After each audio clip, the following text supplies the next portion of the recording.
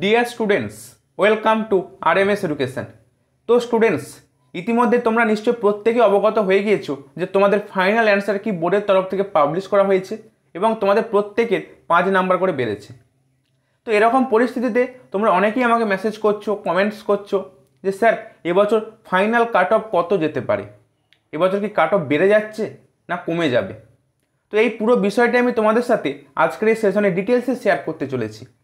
তো স্টুডেন্টস, তোমাদের প্রত্যেককে বলবো একটু সময় নিয়ে পুরো সেশনটা কন্টিনিউ করার জন্য এবং প্রত্যেকেই এই সেশনটিকে লাইক করবে এবং তুমি যদি এই চ্যানেলে নতুন হয়ে থাকো চ্যানেলটিকে সাবস্ক্রাইব করে পাশে থাকা বেল আইকনটি প্রেস করে রেখো, কেননা এই চ্যানেলে নার্সিং এন্ট্রান্স এক্সাম রিলেটেড যাবতীয় ইনফরমেশান শেয়ার করা হয় এবং তার সাথে সাথে প্রতিটা সাবজেক্টের চ্যাপ্টার অনুযায়ী ক্লাস প্রোভাইড করা হয়।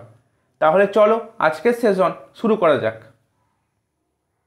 তো ডিয়ার স্টুডেন্টস, সবার প্রথমেই যে বিষয়টা নিয়ে আমি তোমাদের সাথে আলোচনা করব সেটা হলো সিট ম্যাট্রিক্স। দেখো 2024 সালের জন্য কিন্তু এখনও অবধি সিট ম্যাট্রিক্স অ্যানাউন্স করা হয়নি, তবে খুব তাড়াতাড়ি কিন্তু বোর্ড সেটা অ্যানাউন্স করে দেবে। এবার দেখো এই সিট সংখ্যার উপর বেস করে কিন্তু কাট অফটাকে এক্সপেক্ট করা যায়। তো তার জন্য তোমাদেরকে আমি একটু সিট ম্যাট্রিক্সটা দেখিয়ে দিতে চাই।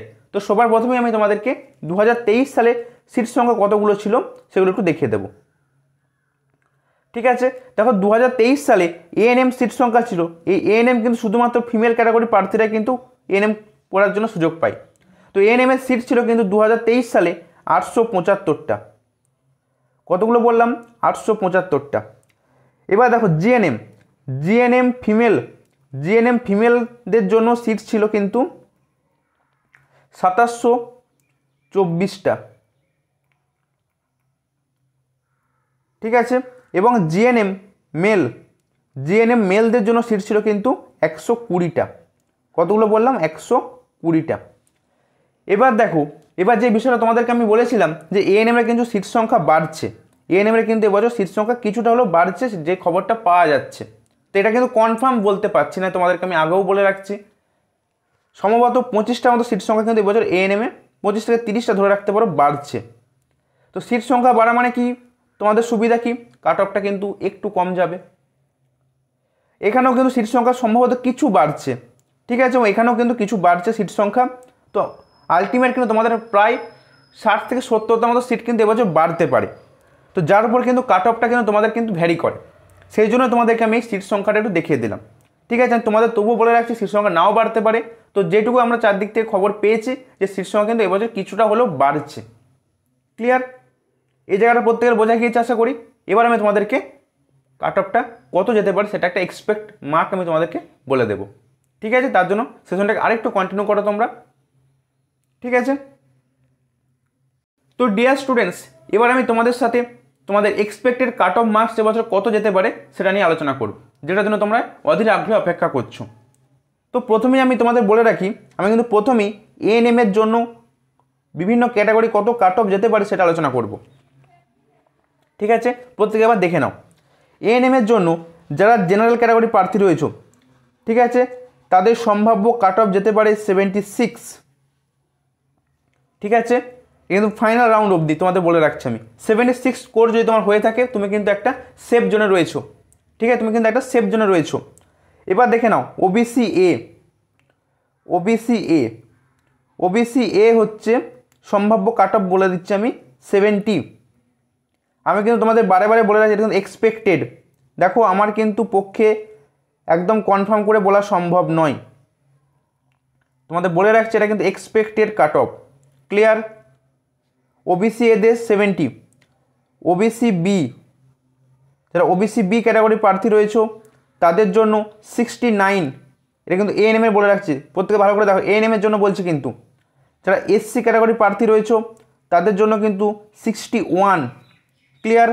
যারা এসটি রয়েছে তাদের জন্য 46, যারা ইডব্লিউএস রয়েছে তাদের জন্য 56।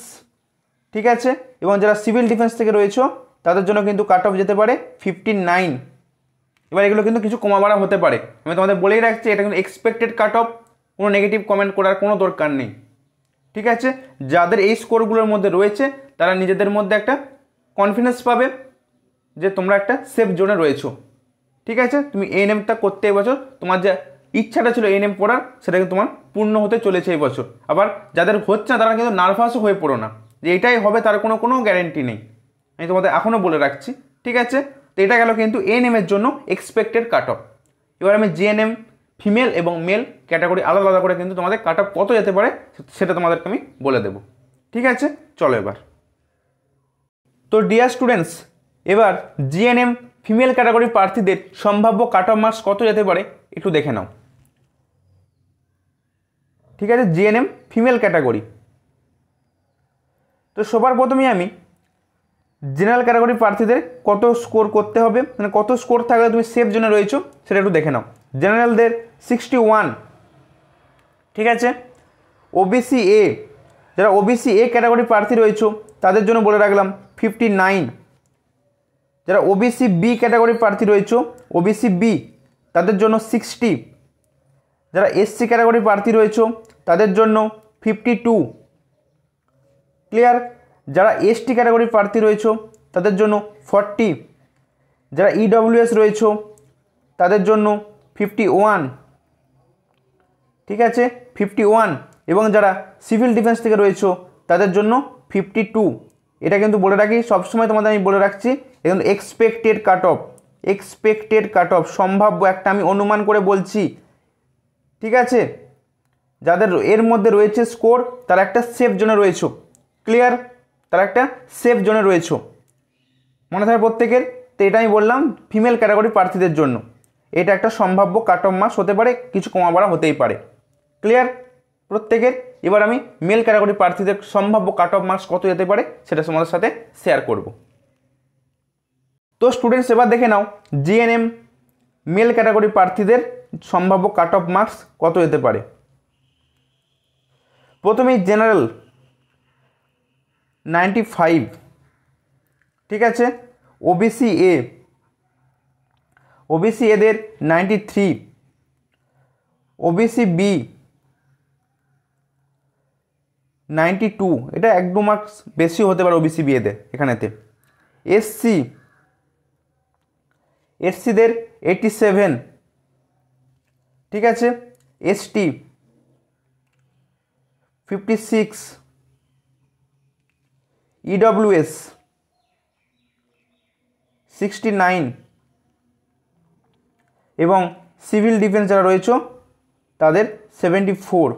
এটা কিন্তু মেল ক্যাটাগরি প্রার্থীদের সম্ভাব্য কাট অফ। আমি আবারও বলে রাখি, এটা কিন্তু এক্সপেক্টেড। এই স্কোর যদি তোমার থেকে থাকে তুমি একটা সেফ জোনে রয়েছো। আশা করি প্রত্যেকে ফাইনাল অ্যান্সারকে মেলানোর পর তোমাদের মার্কস কত হচ্ছে ক্যালকুলেট করে নিয়েছো আরেকবার। ঠিক আছে, তো এই মার্কস থাকলে তুমি একটা কিন্তু সেফ জোনে রয়েছো। এবার তোমাদের তো রেজাল্ট আজকেই পাবলিশ হচ্ছে, তোমাদের র্যাঙ্ক কার্ডও আজকেই দিয়ে দেবে। তো এরপর আরও ভালো করে বলা যাবে তোমাদের র্যাঙ্ক কত হতে পারে, কোন র্যাঙ্কে কত দূর অবধি যেতে পারে চান্স, সুযোগটা তোমাদের শেষ অবধি, শেষ কাউন্সিলিং অবধি। কিন্তু আমি তোমাদের আবারও বলে রাখছি এটা কিন্তু শেষ কাউন্সিলিং অবধি। ঠিক আছে, এই স্কোরগুলো যেতে পারে। ঠিক আছে, তো তাই তোমাদের প্রত্যেককে বলবো কাউন্সিলিংগুলো প্রত্যেকে কিন্তু করিও। ঠিক আছে, কাউন্সিলিংগুলো কিন্তু প্রত্যেকেই করিও। ঠিক আছে, এবং তোমার এএনএমটা তোমার জন্য ভালো হবে না জিএনএমটা তোমার জন্য ভালো হবে, তার জন্য কিন্তু আমি আলাদা করে একটা ভিডিও তোমাদের জন্য দিয়েছি। তো তোমার জন্য কোনটা সুইটেবল তুমি সেটা কিন্তু ভালো করে ডিসাইড করে নিতে পারবে সেই ভিডিওটা দেখে নিলে। তো সেই জিনিসটা কিন্তু একবার প্রত্যেকে দেখে নিও। ঠিক আছে, এবং এবার তোমাদের বলে রাখি, এবার যে কাউন্সিলিং প্রসেসটা, রেজিস্ট্রেশন প্রসেসটা, কোন কলেজ তুমি চুজ করবে, সমস্ত বিষয়টা কিন্তু আমি আমাদের এই চ্যানেলে স্টেপ বাই স্টেপ তোমাদেরকে গাইড করব। তার জন্য প্রত্যেকে কিন্তু এই চ্যানেলটিকে সাবস্ক্রাইব করে থাকতে হবে, এবং এই চ্যানেলটি ফলো করে থাকলে তুমি কিন্তু সবার আগে সেই বিষয়গুলো জানতে পারবে। তো তার জন্য তোমরা প্রত্যেকের চ্যানেলকে সাবস্ক্রাইব করে রেখো। ক্লিয়ার প্রত্যেকের? আশা করি তোমাদের যাবতীয় ডাউট ক্লিয়ার হয়েছে। এরপর যদি কারো কোনো ডাউট থেকে থাকে তোমরা আমাকে কমেন্ট করে জানিও, আমি তোমাদের কিন্তু প্রত্যেকের কমেন্টের অ্যান্সার দেওয়ার চেষ্টা করব। ঠিক আছে, তাহলে ডিয়ার স্টুডেন্টস, আজকের এই সেশন যদি তোমাদের জন্য হেল্পফুল বলে মনে হয়ে থাকে চ্যানেলটিকে লাইক, শেয়ার ও সাবস্ক্রাইব করতে ভুলো না। প্রত্যেকেই ভালো থেকো, সুস্থ থেকো। বাই।